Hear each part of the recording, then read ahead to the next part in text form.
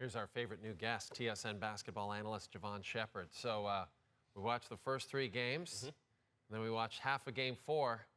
Boston was just not good at any point, and yet something changed in the second half of this one. They made shots. It was simple, and made shots from the three-point line.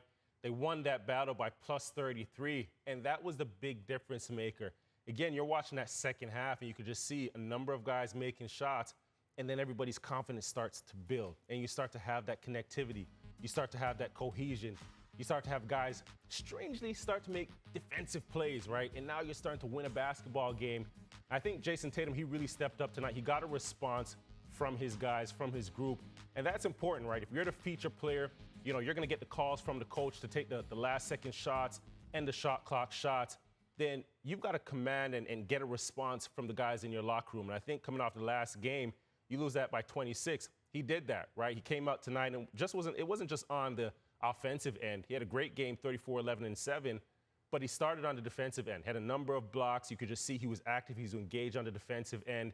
And when you have your leader doing that, everybody tends to follow. And I think that was the impressive start for the Boston Celtics team from Jayson Tatum tonight.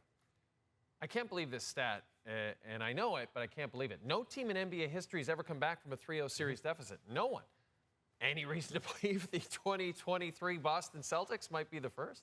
Well, they're talented, I'll say that. But they've dug themselves way too deep of a hole to think that they can really come back out of this thing. And I think tonight they made a number of shots, and that's great. That's how you win a basketball game. But when you're not making shots, remember, shot making is contagious, but so is missing shots. So when you're not making those shots at a high clip, are you still going to do the little things? Are you going to be a tougher team than Miami to come out victorious? And they have a number of more games to win before they can actually do that and come out of this series.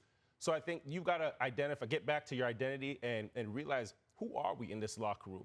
And even when we're not scoring the basketball, are we going to come up with defensive stops? Are we going to dive on the floor? Are we going to get loose balls?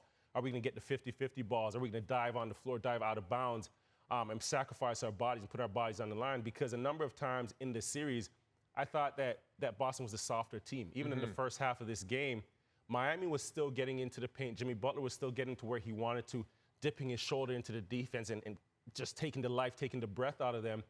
That can't happen. You can't have that, especially when you're trying to play championship basketball. So, you know, you're going into this next game, you've got to really identify, are we, you know, an offensive team? Are we just a talented team? Or are we a team that's fighting to get to a championship and get, you know, move on to the next phase? I'll say this. Game 3 was so embarrassing for the entire organization. At the very least, they got this one win to sort of, you know, erase the memory of that temporarily. Game 5 back in Boston Thursday night. Jevohn's going to join us later in the show. We got to talk about LeBron James hinting at potentially retiring.